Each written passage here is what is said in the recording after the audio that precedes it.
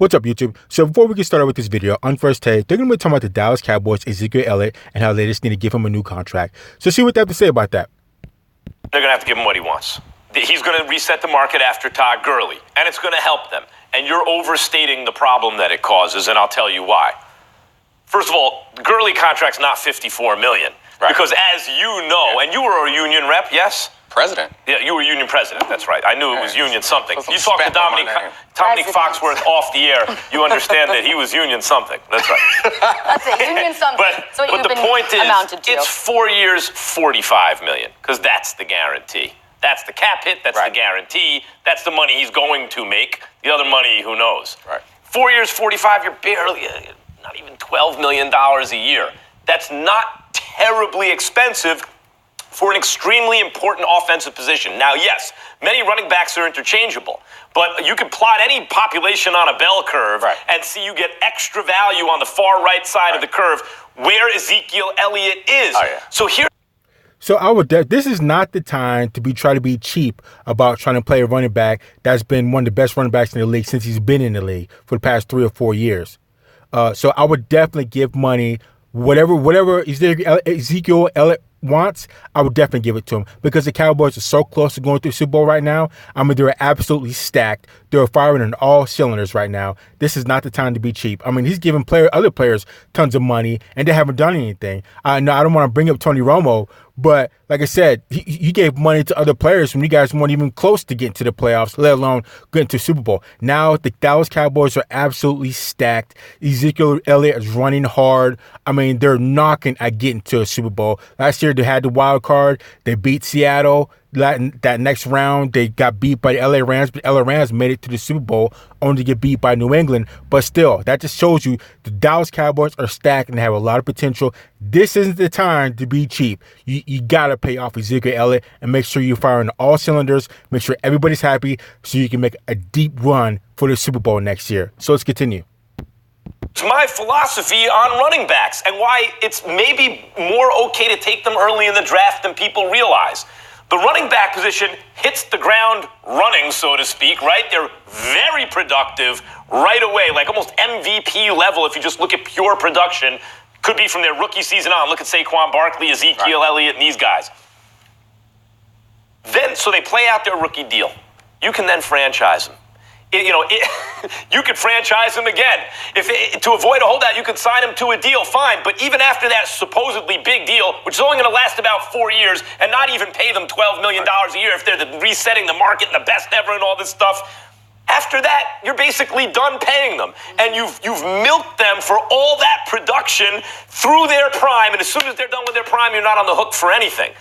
To pay Ezekiel Elliott is not really to hamstring the team financially. It's not like signing a quarterback or a defensive end or a left tackle, and you're going to get elite production from him for the rest of his prime. It's going to help them in the short run. It's not going to hurt them as much as you think in the long run. So I agree with the fact that it'll help them in the short run, but I think it's probably unfair to talk about Ezekiel Elliott in the same way that you talk about other running backs, because you could argue that maybe it's okay to take a running back in the first round or high in the first round. If he's Ezekiel Elliott, anybody else, it's a problem, because the value above the replacement player running back is not that great in that position. If you're Ezekiel Elliott and you're a great runner, you're a sensational pass blocker, you can run routes and line up as receiver, then you have tremendous amount of value and you're worth every penny. That's what we're talking about. Right, that's what we're talking about. But you started to make an argument about drafting running backs. No. I mean, listen. But you don't know. The thing is, you don't know that Ezekiel Elliott is going to be that. At this point, you know that when you draft him, you don't know that he's going to be that. Saquon went second. Gurley went ninth. I'm referring to those kind of backs who you spend top 10 picks on.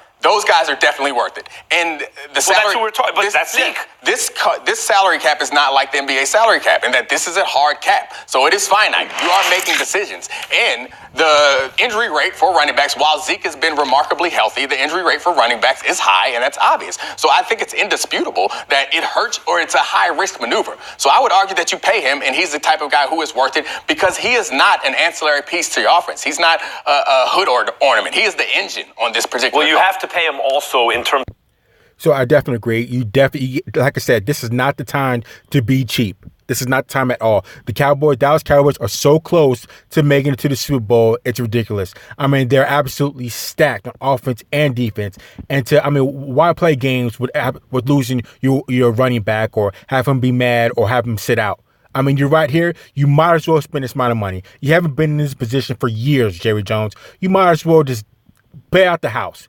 Pay out the house, get everybody happy, do what you got to do, and make a deep run for the Super Bowl. And I wouldn't even care if Ezekiel Elliott gets in trouble again. As long as he's on the field, he's producing, and he gets you to the Super Bowl and win it, I wouldn't even care, man. I'll do whatever I can do because you might not see this chance again. The Dallas Cowboys might not be this stacked again during Jerry Jones' lifetime. I hate to say it, but, he's pretty old. So let's continue. You talk about the difference between short and long-term goals here, right? Definitely good for you short-term. What is the long-term effect going to be? What I would argue, and I argued this on the other, I don't remember if you were on the show that day, when you prepare to do, like you set the table, eat. Teddy Atlas, our colleague and boxing trainer, Hall of Famer now, talks about that all the time. A fighter jabs, moves his head, gets inside. Don't tie the guy up, work the body now. You set the table, eat. Or in chess, I mentioned this the other day too, you prepare to finichetto your bishop or castle your king. Don't mess around. You prepared to make the move. Make the move. If you spend the 4th overall pick in the draft on a running back and he pans out and you built the team to run and you have a great offensive line, now's the time to pay him. Pay him. Set the table. Eat. I got stuck at finish. Exactly, Max. You set the table, you set everything up for Ezekiel Elliott to do what he wants to do, and he's panned out and he's doing it. You are firing on all cylinders right now. You got a full-on commit. You got a full-on commit to it, give him the money that he wants, and just move forward and make a strong push for the Super Bowl. Like I said, they're very, very close to making it to the Super Bowl. I mean, they're stacked. They're firing on all cylinders. You got to make that move. It's all or nothing. You got to go push all in and just see what happens because the Cowboys are doing very good right now. And like I said, Jerry Jones might not see this opportunity again. He see the Dallas Cowboys this stacked and be doing so well ever again in his lifetime. So I don't know. Let's continue. Finichetto. You hit us with a finichetto, no like idea chess what lingo. does that mean? I think so. I agree with that. Set the table, eat, because it's not only just in that case. It's for their championship run. They've set the table to make a run right now. They have all the pieces. Their team is never going to be as talented as it is right now. So I would argue that you pay Ezekiel Elliott, no matter how much he's asking for, you pay him because this is your chance. You win a Super Bowl this year. What happens going forward? You can recover from. Your fans will recover from it because you've set the table. So now it's time for you to pay guys. And Zeke Elliott is the perfect guy to talk to when you're talking about eating. Yeah, what we were debating is the long term. Are the Cowboys maybe holding off for just a little bit longer and hoping that Zeke will back down a bit in terms of what he's asking for? I don't think so. I mean, Zeke has enormous leverage right now because the Cowboys are fielding a Super Bowl caliber team in terms of the quality of the roster. The coach is another story. It's another example of a guy again, you built a whole team to run. You have Ezekiel Elliott. Hey, coach, what are we going to do? We're practically at midfield, 4th and 1. We have Ezekiel Elliott and a great offensive line. Let's punt. Yeah, that is true. So the next opportunity they have, the next move they might make is probably get in another coach. And once they have that, I mean, they're going to be absolutely stellar. And I'm not even really a Dallas Cowboys fan because in the early 90s, everybody knows what happened in the 90s when everybody jumped on a bandwagon with Troy Aikman, Michael Irvin, and Emmitt Smith. Everybody jumped on that bandwagon, so I'm still bitter from that. But like I said, I'm not a Dallas Cowboys fan, but I can respect their talent, and they are stacked right now, and they're on the verge of making a huge run. If Jerry Jones, you got to push all in, man. You got to push all in, pay everybody what they want, and you just got to go on because the boys are ready. Those boys are ready. And like I said, I'm not really a Dallas Cowboys fan, but they're just balling right now. I can respect that. So let's continue.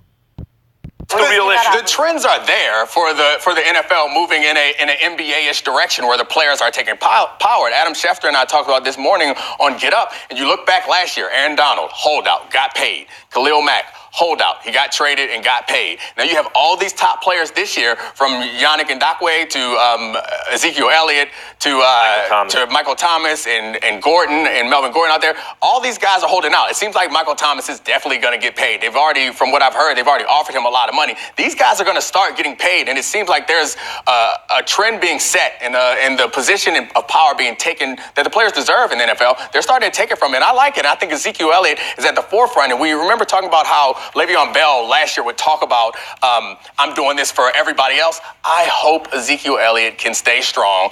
And if players around the league or star players around the league need to pool money to send to him to cover his mortgage payment, they should do so, because I think this is a great precedent for players going forward. But what you're talking about, I think the flashpoints here are players on teams who have enormous leverage, because it's hard. Like Melvin Gordon, I don't think fits that category. It's hard to replace them, and the time is now. Ezekiel Elliott is like Exhibit A. Yeah, he's the perfect guy, and I think he sends a message that I think can reverberate. You keep this.